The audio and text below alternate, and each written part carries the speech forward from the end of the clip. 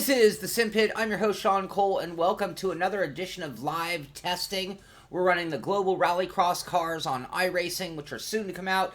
Next week, I believe, is when they will be out for everybody to drive them, and we're getting a chance to drive both the Ford Fiesta and the VW Beetle at 2 of the 4 tracks that are going to be coming out. And somebody asked already in the chat, we are running the same 2 tracks that we ran yesterday. That's Daytona and Lucas Oil Speedway, the Rallycross track on the infield of both of those. And the reason I'm doing another stream is basically for you guys. A lot of people asked about Handbrake. I mapped a button yesterday. I was using a button to do some Handbrake, but today I've gone authentic. I'm using a sequential shifter, so we'll be doing a bump shifter just like the real rally car guys. As well as that, we'll be using a handbrake right here. I have moved over to a full Fanatic setup. So yesterday I was on the Thrustmaster TGT, and today I'm on a Club Sport V2.5 base with the 918 wheel rim, Club Sport pedals, the Fanatic sequential shifter with the H-pattern / sequential, just a little flip the switch and it changes modes, and a Fanatic handbrake. Everything plugged into the wheel, one USB into the computer, which is kind of nice and a good thing about doing it this way. So that will give us a slightly different feel of the car, and more importantly, we're going to be driving it rally car style now. I right now only have a green light to show those 2 tracks, so we're going to limit it to that just to make sure we stay in the spectrum of what iRacing would like. So they're still doing on works, last minute work on other tracks, getting them ready for the release, and maybe we'll be able to do it beforehand. We might just have to wait like the rest of you. And hello, Mitchie in the chat room. Thank you for doing those streams earlier, and we've had a very busy day here at the Simpit. So what I'm going to go ahead and do, one other thing that I probably wasn't even supposed to show you guys, but so many people picked up on it on the stream that I just want to point out. Right up here, you can see the new licensing. So here on the left, I'm on the alpha build, so this isn't my normal scores, but you can see there's the standard oval and road license. And then next to it, we now have a dirt oval and a dirt road. So when there's a lot of concern about your safety rating in running in the dirt disciplines in particular, I can tell you that everything will be fine. It will be limited to your dirt experience. So I'm going to go ahead and start things off. Let's try a different paint job. We already did that crazy wacko paint job. We already did King. Here, we'll go with Lowenbrow today. Can't remember the driver name that drives this car, but the first 5 paint jobs here are authentic to real-life drivers in the Rallycross series. So let's go ahead and load things up. We'll start off with Daytona again. Yes, there's a tire model for the rally car. You could even call it a new tire model, being that it's specifically built for that car and this very new content. So, yes, to an extent, you could call it a new tire model. I don't know if it is the new tire model, which, if I'm not mistaken, we're up to NTM7, I think. If you go back in the history of iRacing. Also, yesterday we were having some audio technical difficulties, and I think I did resolve it. And as much as I love OBS, it does have a few little glitches in it. Hello, Nebon! So, let's get started. All I've done, I haven't turned a single lap, not one lap with this equipment. All I've done is mapped my new controls, so we should be all ready to go. So I'm going to keep this fairly short because we did do this yesterday. It's more about just experiencing it with the handbrake.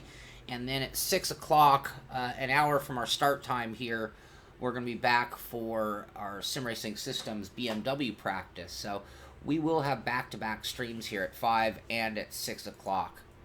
So you guys just confirm that the audio is okay. I can't see while I'm driving. I can see your comments, but not my audio output.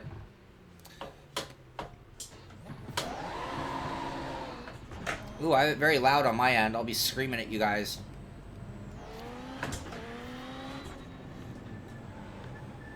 I gotta get used to my equipment, so give me a moment to get used to everything. I spent so much time getting the touch right with the Thrustmaster. Oh!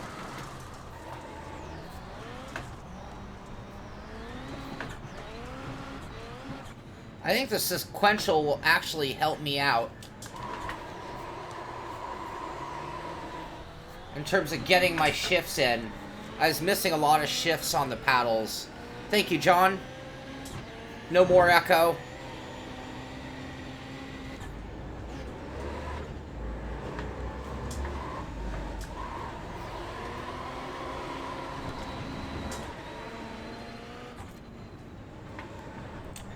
Everything feels totally different just because I'm on a different wheel.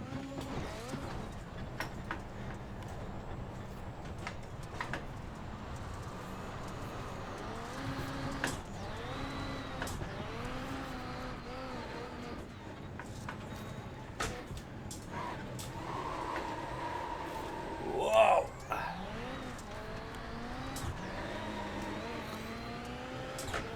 Now, I remember that lap time from yesterday. That was a rocket lap there.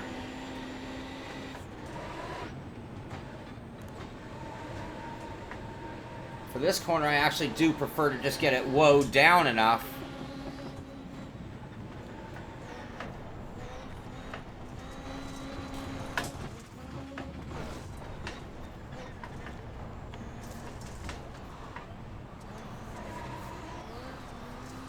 I am definitely finding no missed shifts running with the sequential, making me a little more impatient on the gas pedal as well, which is getting me better traction. When I was on the sequential, I just found that I was full throttle, bam, bam, bam, and if you could hear the difference, we were just peeling out the whole time. Oh, still haven't slowed it down enough for turn one.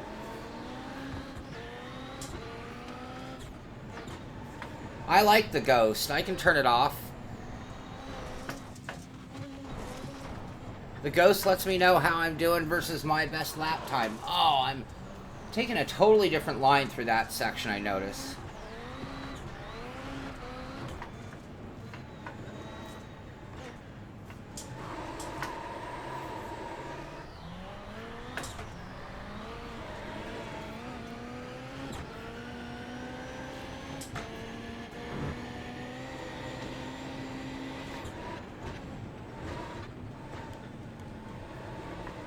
Oh, missed that one. Went a little too early on the shift to 2.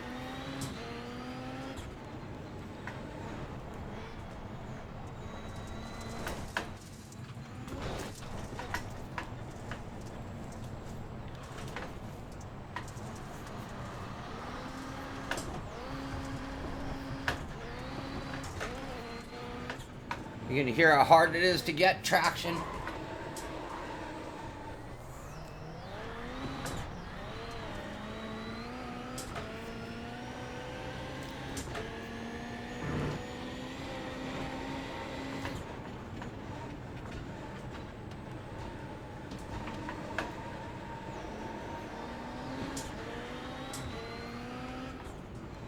Oh, late. Still recovering.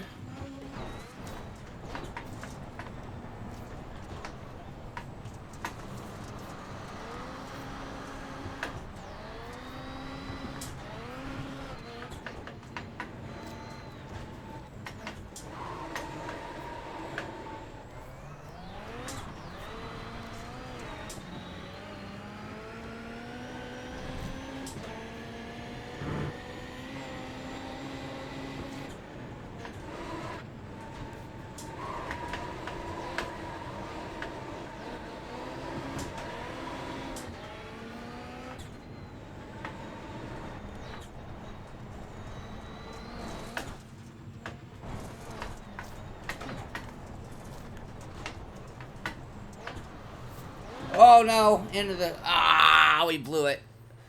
Ah. Alright.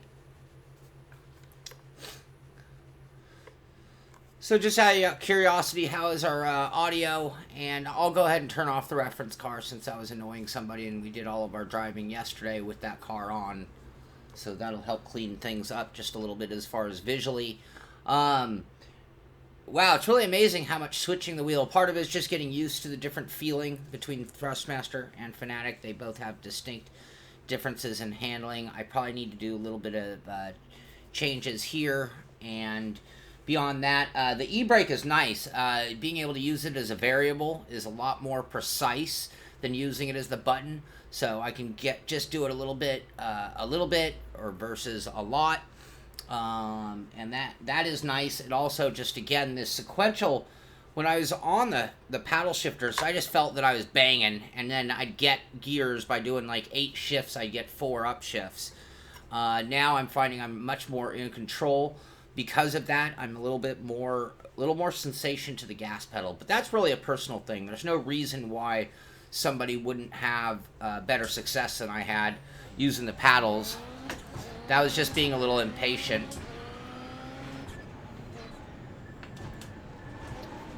And definitely got to get used to the brake pedal difference, moving on to a load cell from the potentiometer, where yesterday I had to be so delicate, and today I can jump on it just a little bit. This section right here is really hard, and you know, I did enough practice before the stream, and I know this track that I know how to get the car through that section. But I'll tell you, when you get out there and do it the first time, you're going to find it to be a bit more difficult to get the line of the car than you think. Not through here on the tarmac. That's something on the dirt coming off that jump. Late. Little e-brake. I don't even have to do a lot when it's on the handbrake.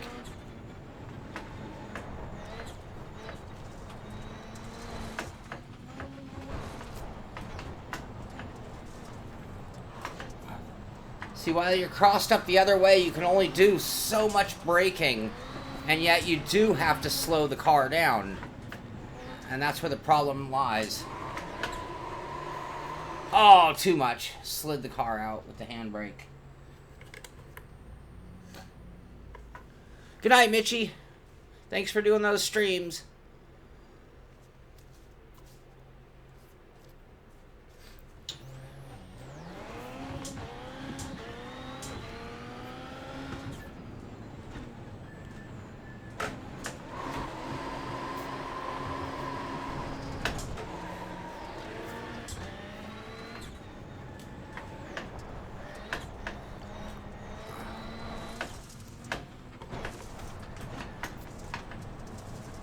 You want to see how fast it'll go? Like, just go around the banking? I can do that, Steam.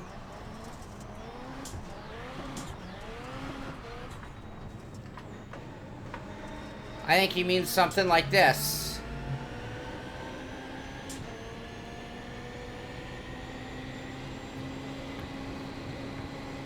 Well, I'm out of gear at 135. We could do the,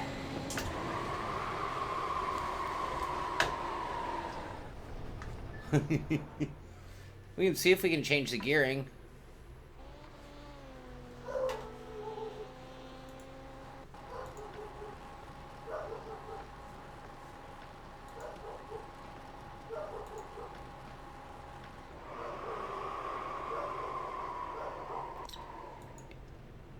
Seven.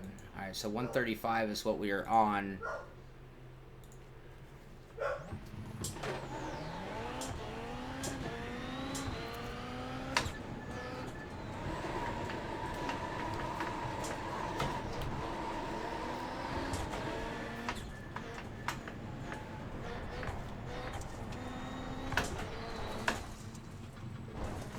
Whoa. That's going to be hard to recover from.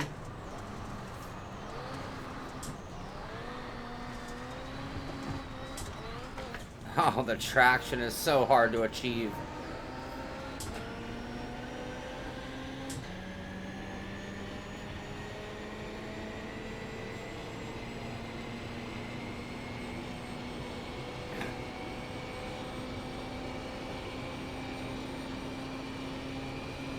Seven, 162.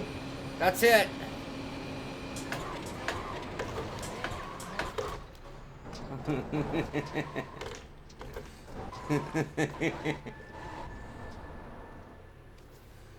Alright, that was fun. Let's change that gearing back. I'm not letting you guys see this because it would be wrong to misuse the car.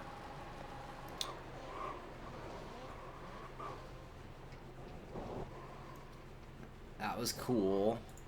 Alright, let's put our drivetrain back where it was. I believe we were at 1158. 63? Nope. Oh.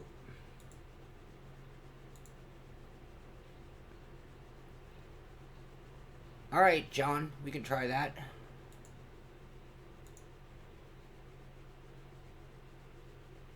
The damage model's pretty decent. We played with that a little bit yesterday as well and saw that it took on some damage and definitely affected the driving. Steam, we can check that. We can switch cars just to see. That's a great question. John wanted to try stiff springs. 1, 2, 3, 4, 5. 1, 2, 3, 4. We can only go up 3 clicks in the front. 3 in the front, 5 in the rear. This is the Fiesta. Ah, that made our ride height too high. Bring our perch down.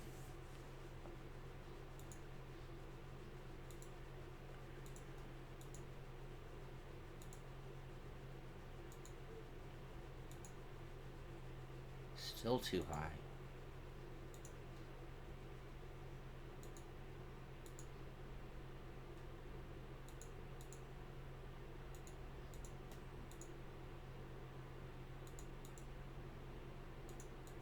I don't know if this is, looks like we didn't have a whole lot of freedom. I can't even get this thing down enough. We're moving the spring perch a lot more than we tighten up the shocks.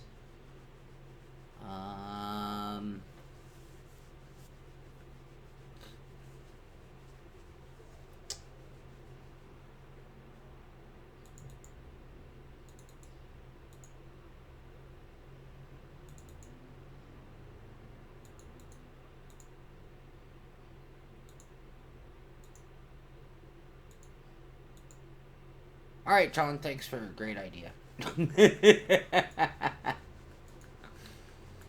Alright, we're going back to baseline. We can go up 1, 2 clicks, 1, 2 clicks, 1, 2 click, 1, 2.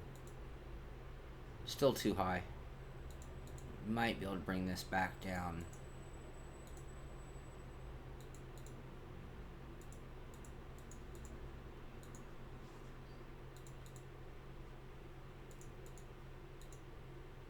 Okay, I'm not going to worry about that right now. Sorry, John. I'm going to just stick with driving.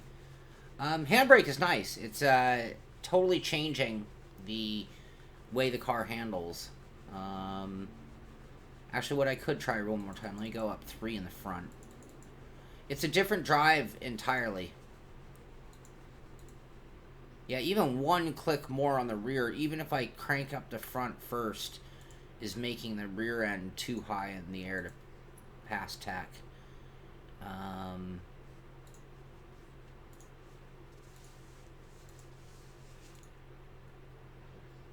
Okay, so there we go. Sure, Sean, there's Phoenix infield, Lucas Oil infield. What was the 4th one? I can't remember right now. Daytona, Phoenix, Lucas, and someone has media. What do you want? The Legends car? I'm not allowed to do that.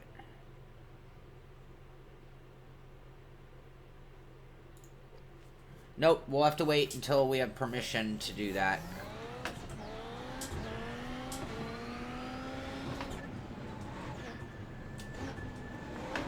Really, the main thing I wanted to show you is just driving it with the Fanatic wheel, a sequential shifter, and the handbrake, which is, again, changing the experience.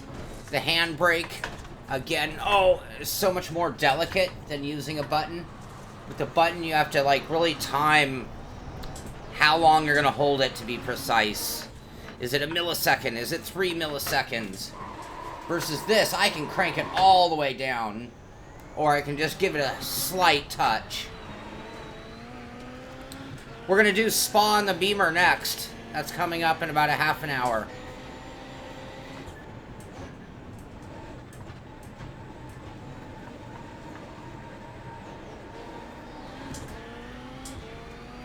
You know, and you can work on your driving line all day long on this. And I think even more so than road racing, it's going to then be completely affected by what everybody else around you is doing. And all of a sudden you're going to find yourself off your driving. I might leave it in third through that corner. Certainly having no problem with horsepower.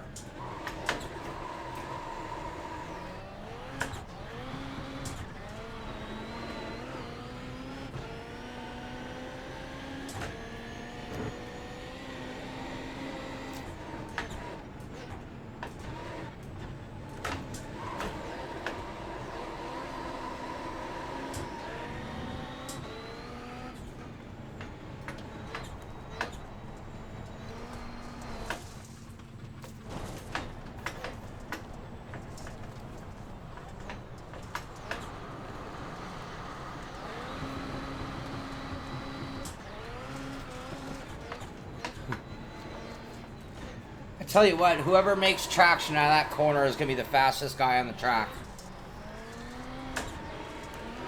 Over-rotated.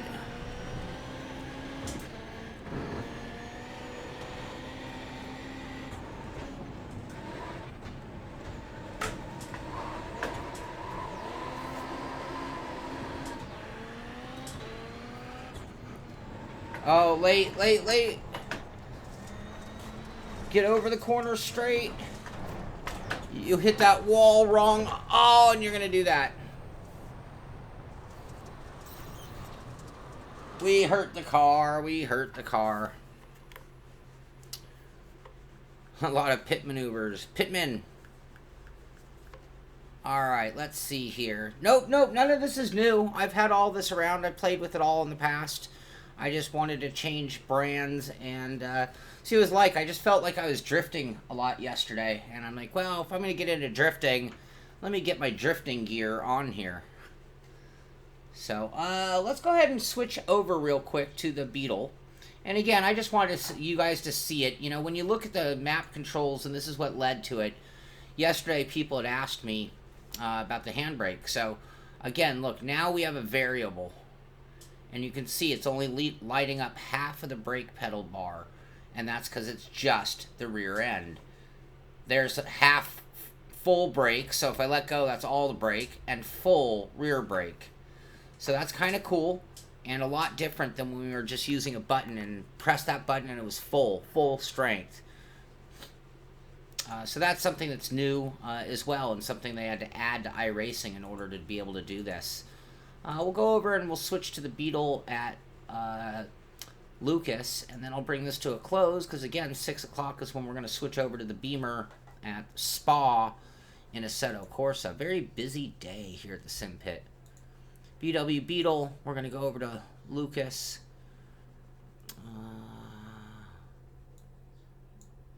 Lucas Oil Rallycross.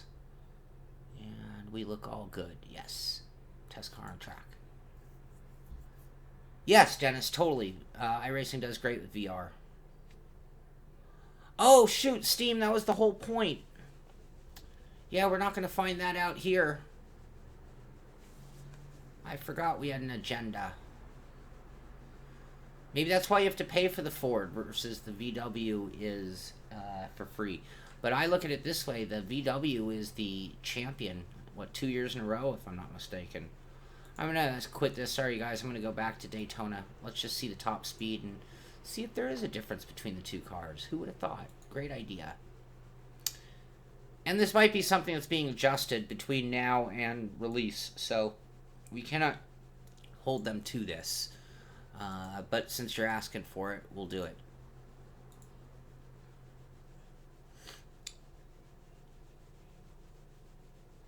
Yeah, and I would imagine that we'll see some more marquees in the future, along with more tracks. You know, this is sort of like what they're able to launch with, 2 cars, 4 tracks.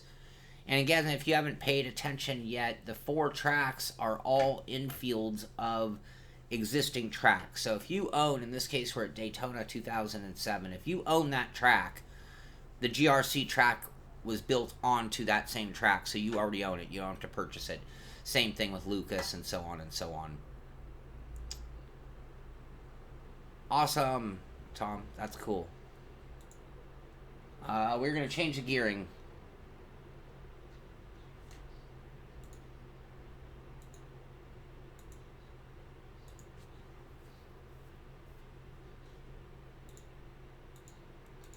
I believe it says the same. We did 162, right?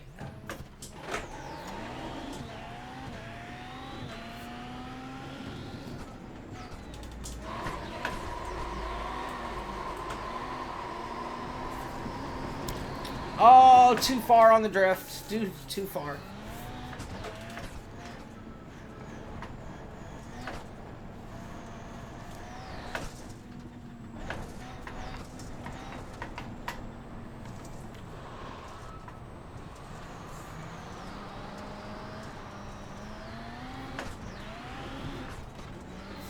I have not turned a lap yet, so I don't know. Or the only laps I did, I didn't complete.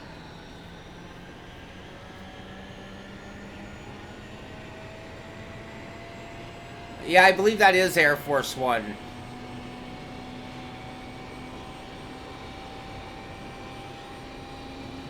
$59, $60, $62. Exactly the same. Will it roll the same?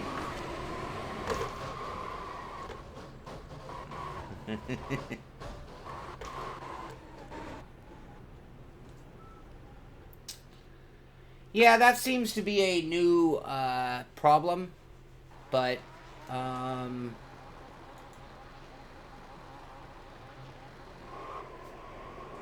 luckily it's not something we've had a whole lot to deal with. I'm going to look into it real quick, though.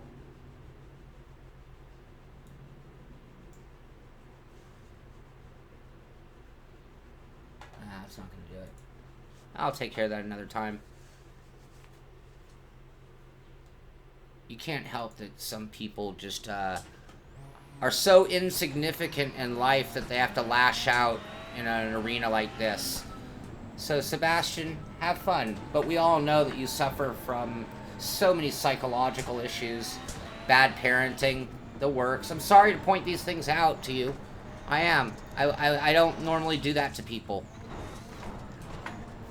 I really don't. I normally am such a nice guy, and I don't point out people's personal issues, but oh man, you make them so blatantly obvious. I'm sorry. I am, buddy. It's a shame being you. Oh, crash.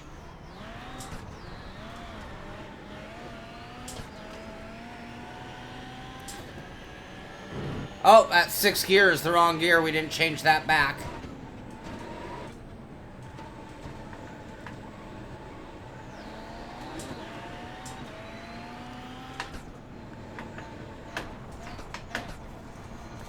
That goosing the throttle is just getting it to turn.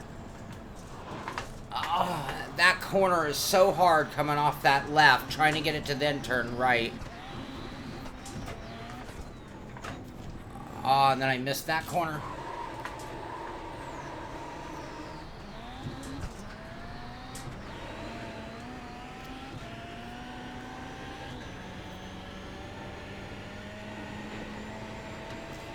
That 6th gear let down. Oh. Too late on that e-brake. This little flick is so... You can carry a lot of speed if you do it right. But if you do it wrong, you have to slow it down or you're never going to make the rest of the lap.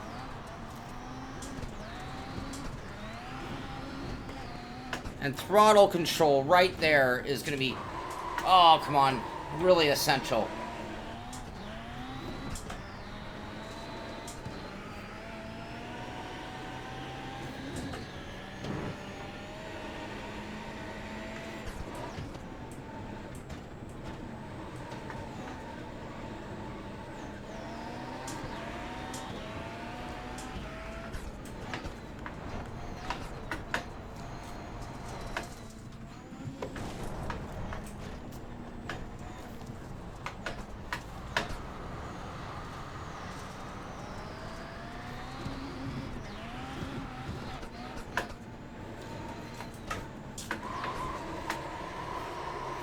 Oh, too much. See, it's going to take a little bit of practice to really get that point. Where I say it's more accurate in that we can do more or less. Yesterday, everything was timed on how long. It was sort of like the difference between a load cell brake and a potentiometer brake. They're completely different with the way they actually operate. And each one is possible, but you just need to... Yeah, I agree. I was a little too fast as well. Carried a little too much speed, so once I went sideways, the car just kept sliding and sliding and sliding. So, that's going to happen. Again, everything feels different. I'm blown away by how much different everything, like certain moments, each wheel sort of have their own advantage / disadvantage. So, I can't even... So many people ask me the battle between Thrustmaster and Fanatic, and it's like, well, really, to be very honest with you, there are parts of the lap that I preferred the Thrustmaster. It was a little bit more twitchy, maybe. And there are other moments where I preferred the Fanatic, where it just seemed a little bit more smooth. They really, you know, both sort of have, again, very, very equal in their ability overall. It's going to take some practice getting used to this handbrake, though. I'm going to change that 6th gear real quick, do one more session real quick, and then we'll bring this show to an end and get ready for our Battle of the Beamers on Sim Racing Systems, and we'll go from there.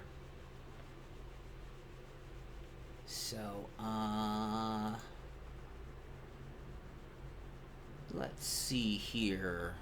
Oh, I've never seen that button.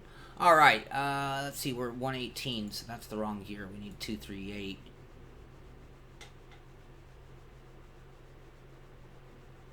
$115, that's not quick enough. 1211.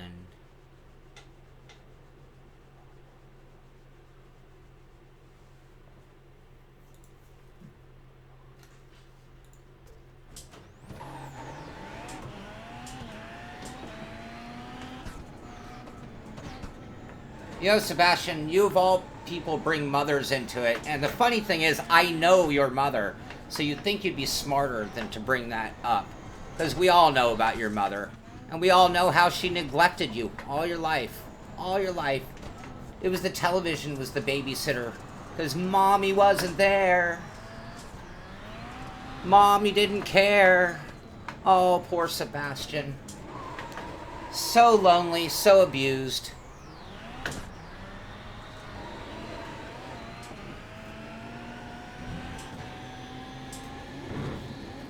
Oh, I went way wrong on the gearing there.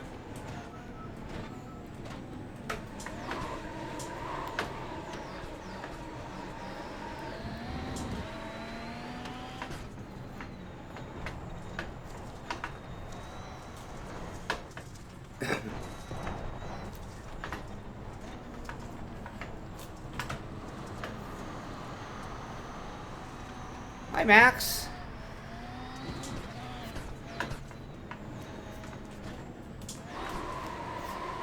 Oh! Oh! Way too much.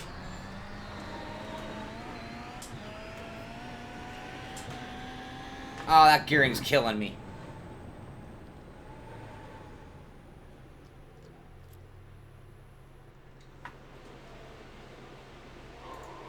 I'm actually using the handbrake far more than I would if it wasn't on my rig. That makes no sense whatsoever. What I really mean by that is I'm using it more because it's there than I normally would use the handbrake. So just because it wasn't here yesterday and we couldn't use it, now I'm using it a little more aggressively than I should. I mean, yesterday when we really tested this, what we really found is that it was faster when we just slowed the car down enough for the corner, took the great driving line.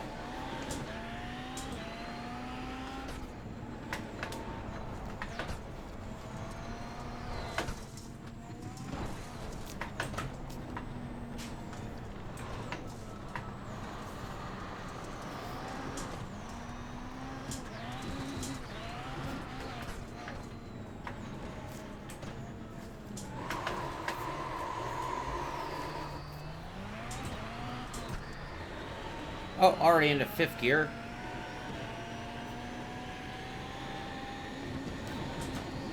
Still not getting it. Did it not take my change? Alright.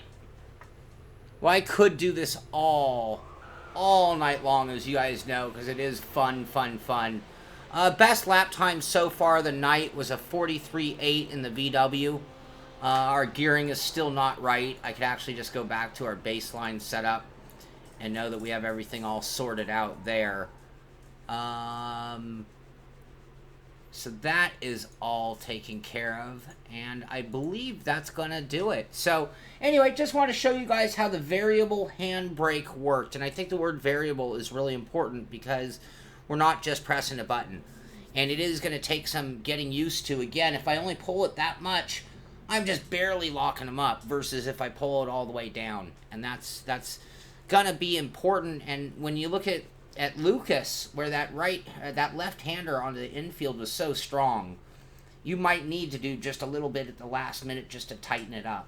So that's pretty cool as well, and something that we'll play with more in the future. And I gotta tell you, I'm really looking forward to these cars. I'm glad to see they have a different license system in the works, so that we won't have to put our road racing licensing on the line for it. So that's something we can be really grateful again. And that's something, when you think of the undertaking that iRacing did in getting these cars, this was a completely new discipline. Sure, they had the dirt oval, but getting a car to do it like this. Yes, there is launch control. I didn't map it, but I did notice it in 2 different ways. Number 1, we had a launch control RPM.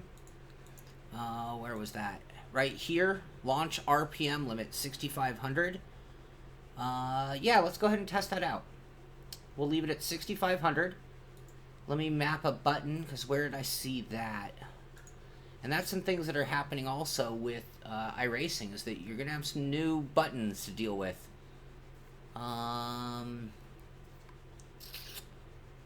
Ignition, limiter, push to pass, DRS, visors.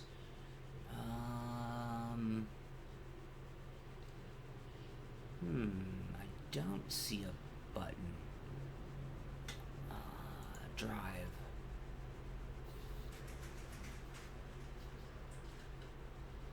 So it might just be operated by the clutch. That might just be how much is it the rev limiter then.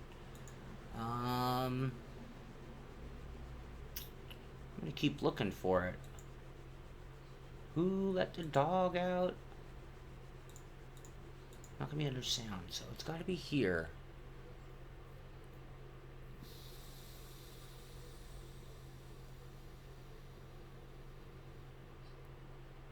Or maybe it's something they haven't finished. There's a lot of stuff here. That's all F1 traction control, fuel, diff, weight jacker. I didn't see anything on launch.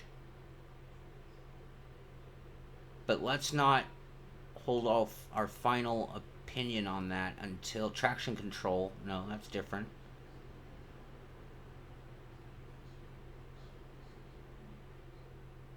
Nope, so we don't know. We don't know. I did watch a video with Ken Block, and he was actually using the handbrake.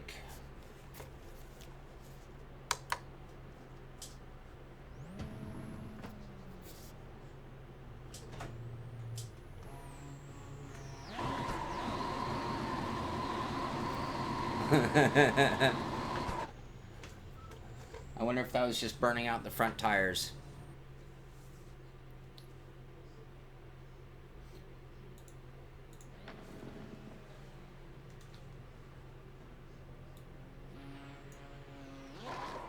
There you go.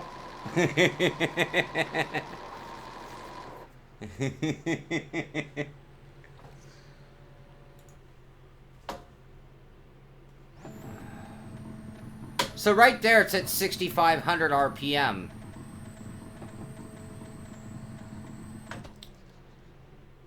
So what happens if we change that to 7,000? And wouldn't that then make us faster? 7,000.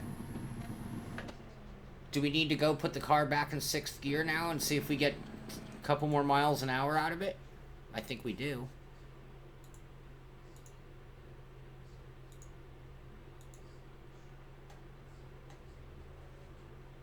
Yeah, but then wouldn't my... Or is that only for a neutral?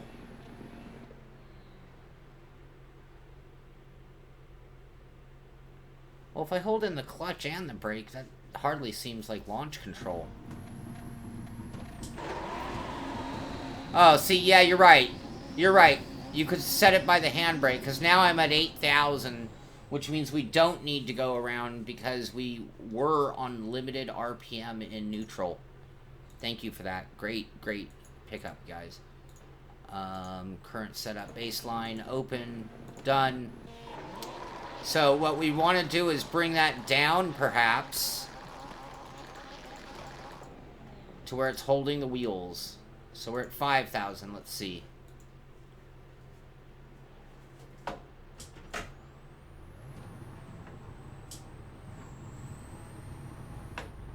Alright, I did the clutch. I'm going to just do handbrake.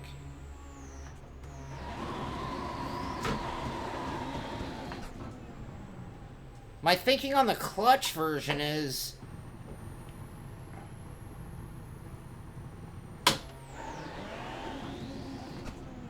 I guess we could work on that to get that point where... So right now, I'm doing just clutch. We're at 5,000 RPM lock. Just a hair a wheel spin. I would want more. Which, again, if you get this dialed in right, it's going to be a pretty big deal. We'll go to 5,500 and try that.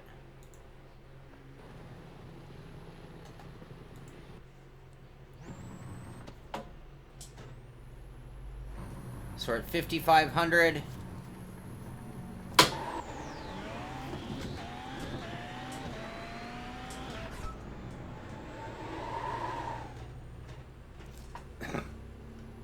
That felt pretty good.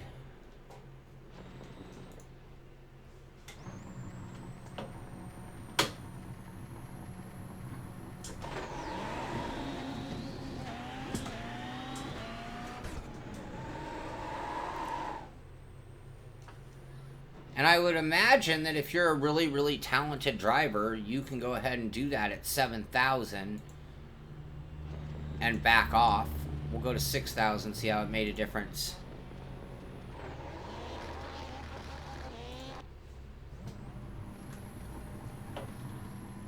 Now, I don't understand why I need the clutch, then. I have no driving aid on. It's holding me at the 6,000, with or without the clutch. With the clutch, I need to time the shift and the clutch. Versus without the clutch, I know it's just the moment. That's what I would do. So there you go. That's what we got, and something we'll play with for race starts, which the way they're doing these races, the race start could be a very big deal. The way these things launch and get going up to speed very quickly. So that is going to do it for this stream here. We'll be back in 15 minutes with our Assetto Corsa Battle of the Beamers practice on sim racing systems. And I'll be running on this gear tonight just to change things up and keep things fresh for me. Always changing what I'm running, always trying to catch up on getting used to my equipment. That's the way I roll here at the Simpit. But hope you enjoyed this stream. Again, I just wanted you to see things working out with the Sequential and in Handbrake, just the way the real life rallycross drivers are doing it. So, yeah, we'll work on the launch control, and for all I know, that's something that's still in the works as well. So we'll play with that more when I know I'm doing it right versus giving you guys misinformation as I play around and guess with it. So, anyway, that is fun. I had fun. I am really, really, really looking forward to these cars coming out. It is going to make for some great racing. I'm looking forward to trying the other 2 tracks that are coming out as well. And just to see a different variety. It's a totally, totally different driving experience.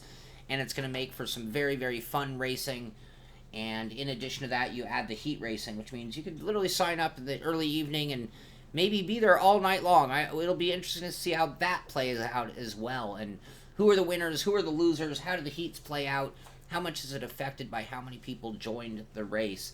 So that's more stuff that iRacing really had to redevelop in order to add it to the sim along with the rallycross cars themselves. So again, hope you enjoyed this stream. We'll be back in 15 minutes with the Seto Corsa practice at Spa. This is the Simpit. I'm Sean Cole, and I'll see you on the track.